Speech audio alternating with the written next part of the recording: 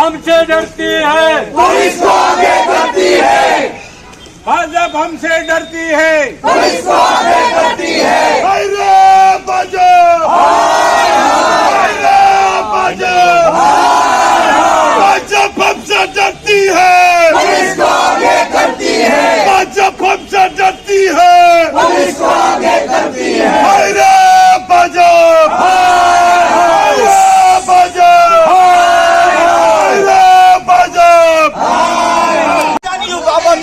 દર વખતે થાય લાલબા હંમેશા સત્ય સાથે બોલનાર વ્યક્તિ છે, કેમ ભાઈ નહીં? ક્ષત્રિય સમાજ અસ્મિતા બાબતે લડે એટલે આ ભારતીય જનતા પાર્ટી હરેક વ્યક્તિને દબાવવાનો પ્રયત્ન કરે.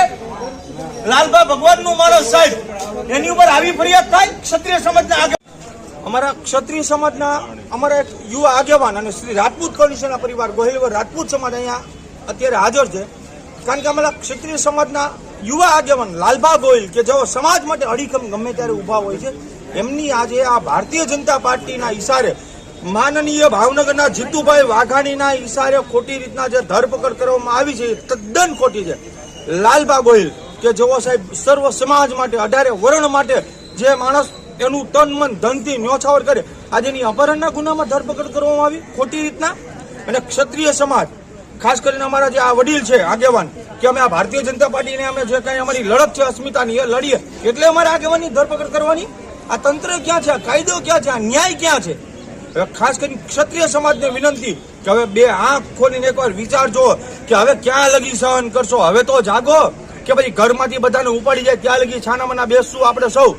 હવે તો સાહેબ ઈટનો જવાબ પથ્થરથી આપવાની તાકાત ક્ષત્રિય સમાજ ધરાવે છે. કારણ કે આ મહારાણા પ્રતાપના વંશજો છે સાહેબ. સહન કરવાની રીતે અમે બહુ કરી લીધું સાહેબ. કાયદાનો ન્યાય હોય તો સાહેબ જે ટાઈમે પરસોત્તમ રૂપાલાએ અમારા ક્ષત્રિય સમાજની માતા બહેનો પર ટિપ્પણી કરી ત્યારે એમનું પૂતળું દહન કર્યું તો અમારા આગેવાનો પર ફરિયાદ. બાકી જે રાહુલ ગાંધી કે જે કોઈ નેતા ટિપ્પણી કરે એનું પૂતળું નહીં, એને પોતાને મારી નાખો અમને મંજૂર, પણ સાહેબ એનું પૂતળું દહન કરે ત્યારે પોલીસ પ્રોટેક્શન આપે સાહેબ. આ તો કઈ રીતની ન્યાયની વાત થઈ સાહેબ? હવે ક્ષત્રિય સમાજ આ વસ્તુને સહન નહીં કરે સાહેબ. પૂરી તાકાતથી આ ભારતીય જનતા પાર્ટીની સરકાર જે અમારા ક્ષત્રિય સમાજના આગેવાન સાથે જે કાંઈ આ અન્યાય કર્યો એનો જવાબ મુતોડ દેવાનો. જ્યાં લગી લાલબાની તાત્કાલિકના ધોરણે જ્યાં લગી આ તંત્ર આ સરકાર એમને છૂટા નહીં કરે તો પછી અમે સમગ્ર ગુજરાતમાં આહવાન સાથે ભાવનગરમાં બધા ભેગા થશું.